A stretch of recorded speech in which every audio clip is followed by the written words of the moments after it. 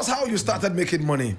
Yeah. I mean, I'm reading it from somewhere here, from Ghana, and it said you made your first £1 million sterling at the age of 17. True? Yeah, that's true. Somebody who was taking tokens from the headmaster's table. Yes. You made £1 million. More than that, in fact, yeah. From this thing that you were doing? Yeah. The programming? From the programming. In England? Yes. What actually happened is one of my father's clients was a man called Dr. Smith. He was our family doctor. Right. And when he saw what I was doing, how my father was supporting me, he immediately came on board and started also supporting me.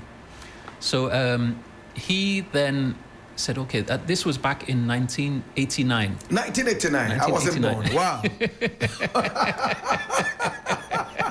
1989. That time I think I was 15, 15 getting to 16. Wow. And he said that the government, at that time, the UK government, they were changing the contract they had with all the doctors. So whereas before they would fund all the doctors and pay for everything, now they wanted the doctors to behave more like businesses. So they would give them targets. So for instance, they had to, at that time, cancer was becoming more and more prevalent and people were understanding it. So they realized that, okay, if they take preventative measures, they can prevent so many cancers and things. So they had something called the cervical smear, which was a new thing. So what they needed was a system that could manage the clinic. In UK, we call them surgeries, doctor surgeries.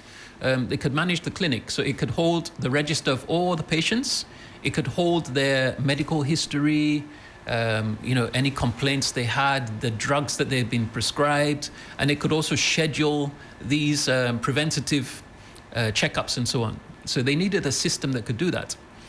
And there was only one other system that was doing that at the time, it was made by a big drug company called Ciba-Geigy. Wow. It was a German company. But it cost over £200,000 for one surgery. £200,000? Yes. So wow. It was obviously very expensive, but the doctors had to buy it. So Dr. Smith said, why can't you develop your own thing and then we can sell it? I said, okay. I had no idea. So he actually held my hand, took me to the Royal College of General Practitioners. They explained everything to me. And then I developed the software. Oh, you developed the software? Yeah. So I completely coded it from scratch, developed the software. Wow. And then came up with the GP. We called it ACE GP. My company was called Associated Computer Enhancements, so ACE. My father came up with that name. So it's called ACE GP, so ACE General Practitioner. Wow. So we were then selling it for £5,000 a copy. There's the software? Yeah, instead of 2,000, and that was including the computer. Instead of £200,000, it was £5,000. Wow. And it did everything plus more that the Ciba-Geigy system did. So obviously the doctors were just coming in and buying and buying. So that by that time I was I think I'd just gotten to 17, just past 17, and we were selling it. It was like water. It was just going out. So I had to employ staff and nobody could duplicate this. Well, nobody had at the time. Or hack into it. This was the days before the internet. Wow. This was before the internet. This is 3FM. So the internet was not a thing in 1990. By this time, it's 1990. What was the software called again? ACE GP. So ACE, as in the Ace of Spades, GP. Wow. For general practitioner. My God. Yeah, ACE GP. And this was 17? 17, yeah.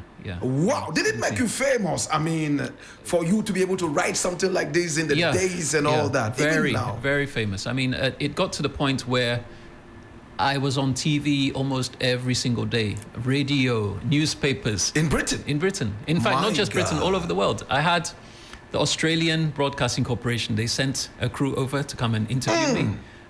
Borneo, Poland. In fact, I was just told a few weeks ago, someone came from Poland. And she said that you were actually taught, your story was taught to us in school in Poland. Wow.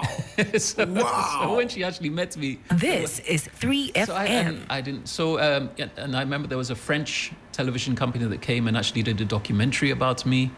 At one point, there's a Hollywood movie company called MGM, MGM Studios. MGM, yes. They even started negotiating about the rights to tell my story. To make a film about you. Me. Yeah.